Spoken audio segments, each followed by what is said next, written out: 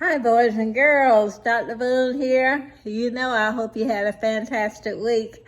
I certainly did. I was out for a little while today, and I just happened to hear a tiny bit of a conversation that two people were having, and I heard one use this phrase, "That's impossible," she said to her friend, and it made me think. How many times do you say something is impossible? What kind of things do you think are impossible?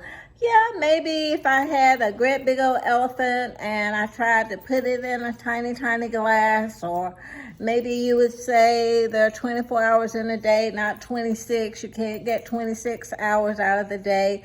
You might say something like that. But what I'm asking you is, what do you say is impossible about the things that you can achieve and do?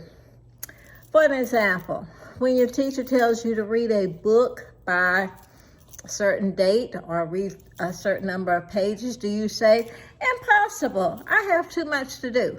What about a science project and you look and think about what you need to do and you say, "That's impossible, I can't do all that work"?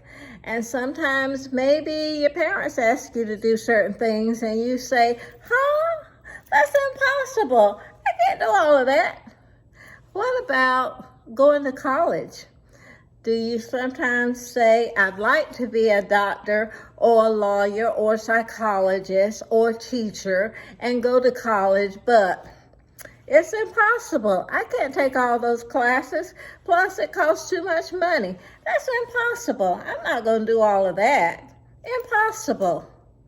We throw that word around so much and we hear it so much until, you know what? We start to believe it. And we forget what God tells us in Matthew chapter 19, verse 26. Actually, Jesus is saying in this verse, Jesus looked at them intently and said, "Humanly speaking, it is impossible, but with God, everything. I'll say it again, everything is possible." Let me tell you about one of God's creatures that scientists cannot understand. They have said for years and years it's impossible that this creature can do what it does.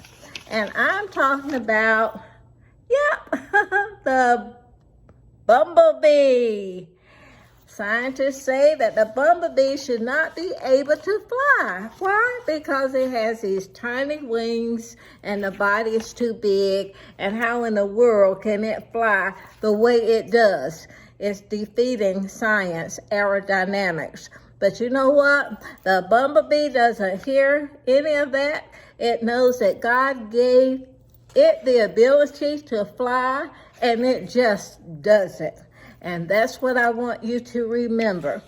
If there's something that God has put in your heart to do, don't say it's impossible.